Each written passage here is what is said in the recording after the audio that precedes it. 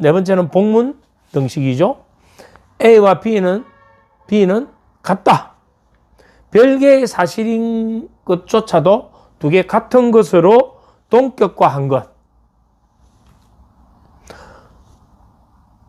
지금 이렇게 우리가 산만하다고 정의했던 이 아이는 실제로는 산만한 게 아니고 호기심이 많은 아이예요.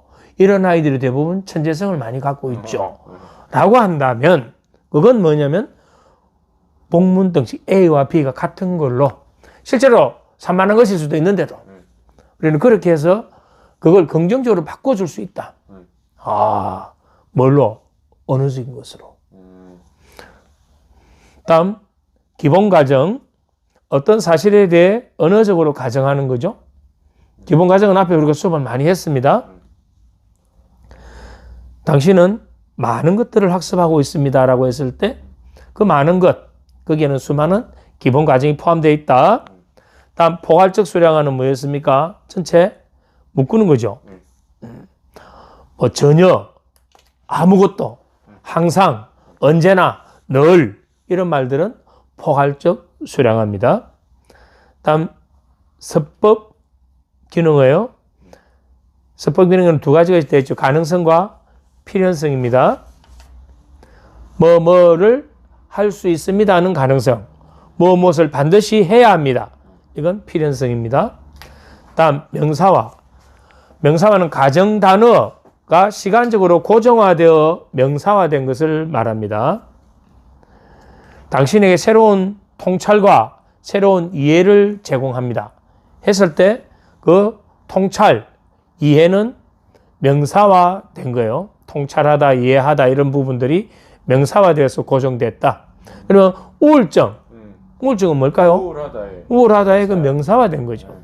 사랑도 사랑하다, 사랑하는 것이 명사화됐다. 그렇게 보는 거예요. 다음 비구체적 동사.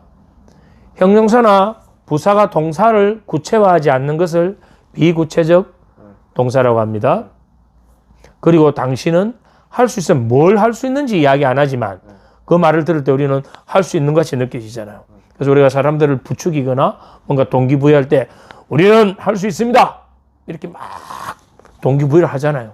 그것들이 대부분 비구체적 동사죠. 구체적으로 이렇게 찝어버리는 것보다 할 수 있습니다 할 때 그 듣는 사람들은 자신의 주관적 경험을 가지고 할 수 있는 걸 찾아내거든. 다음 부가 의문문이에요. 그렇죠. 부가 의문문은 진술문 뒤에 부가되는 질문으로 상대방이 저항을 하지 못하게 만드는 효과가 있습니다. 그렇지 않을까요? 이렇게 하는 말들이 부가 의문문이에요. 다음 참조 책임 결여는 상대에게 구체적으로 누가 무엇을 하는지에 대해서 밝히지 않는 것. 이게 뭐냐면 그들은 늘 노력하고 있죠. 그럼 그들은 누군데? 그들은.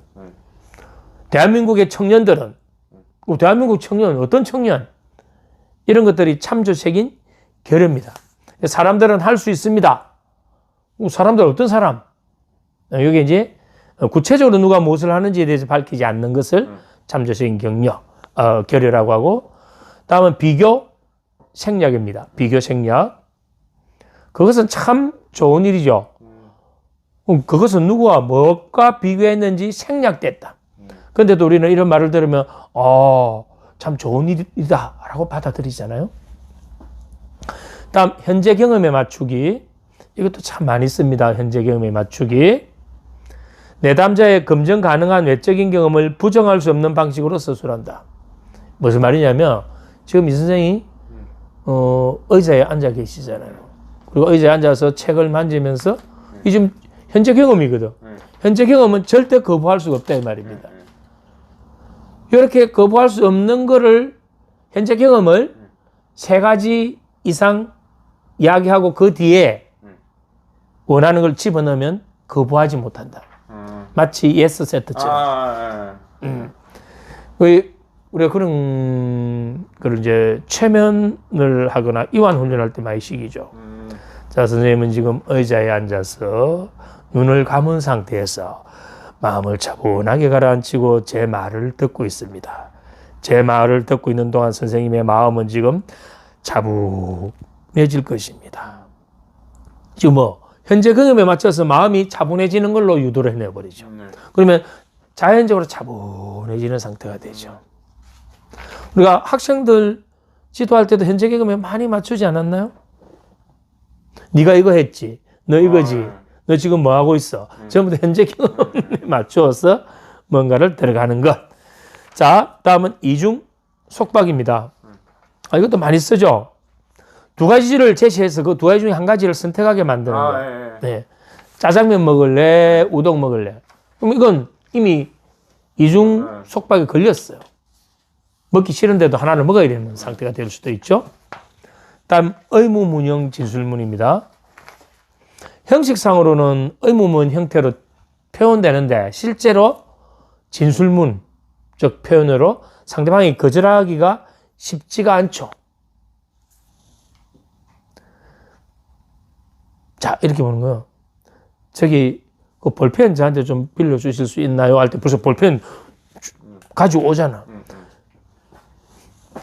근데 볼펜 달라 소리 안 했거든. 볼펜 좀 주실 수 있나요? 이게 이제 의무명 진술문. 자, 식당에 가서 이렇게 봅시다. 어떤 사람 어이까지 부르는 사람이 있어요. 그 어이가 누가 있어? 아줌마, 김치 주세요. 김치 더 갖다 주세요. 이렇게 기분 나빠하고 일하시는 분. 그럴 때 우리는 어떻게 하나요? 저기 이모님, 저 김치 좀 더 주실 수 있나요? 의무문형이잖아. 근데 거기에서 나 못 갖다 줘요 라고 하진 않거든.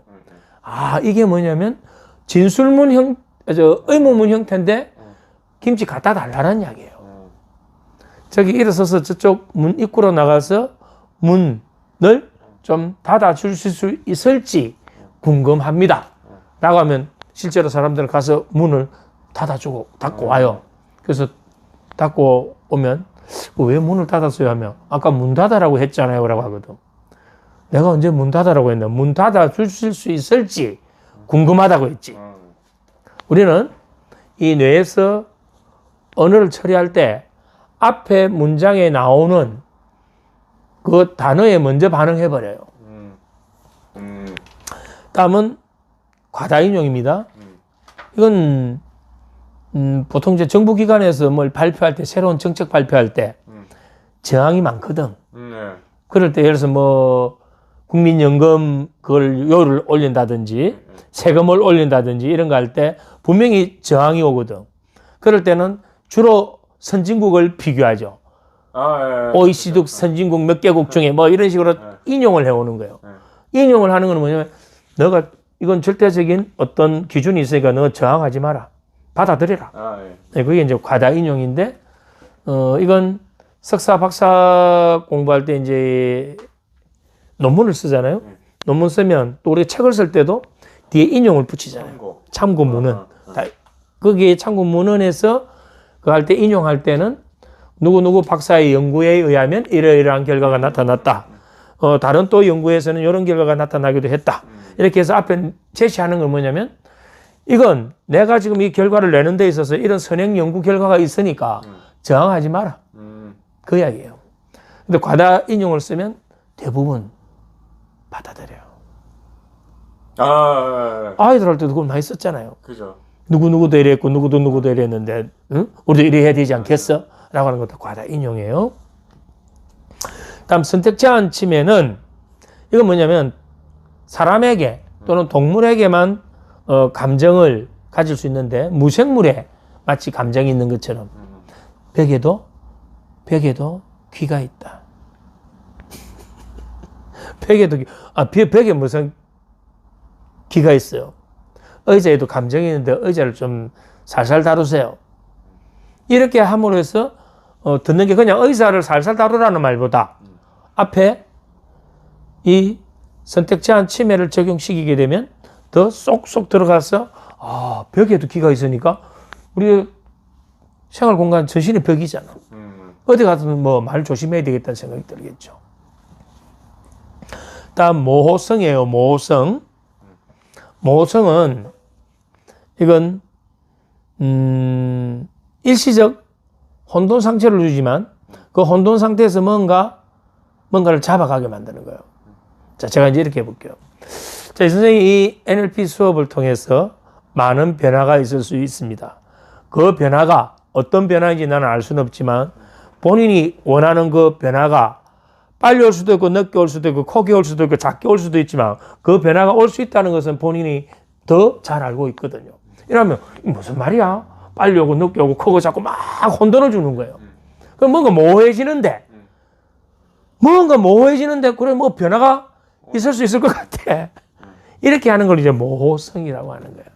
한번 의도적으로 흔들어 놓고 거기에 이제 크든 작든 빨리 오든 늦게 오든 그 변화가 온다는 거는 확실하죠. 이렇게 뭐, 변화가 오는구나. 다음, 활용이에요. 사실 이거 활용하기 위해서 앞에 거 다 한다고 보셔도 돼요. 활용. 이건 모든 것이 다 자원이에요. 모든 것을 다 활용할 수 있다. 예를 들어서 상대방이 나는 이해가 잘 안 되는데요 라고 이야기하면 그래. 이해가 안 된다는 것은 바람직한 거야. 왜냐하면 이해하기 위해서 그만큼 노력했기 때문에 이해 안 된다는 말을 할 수 있는 거거든.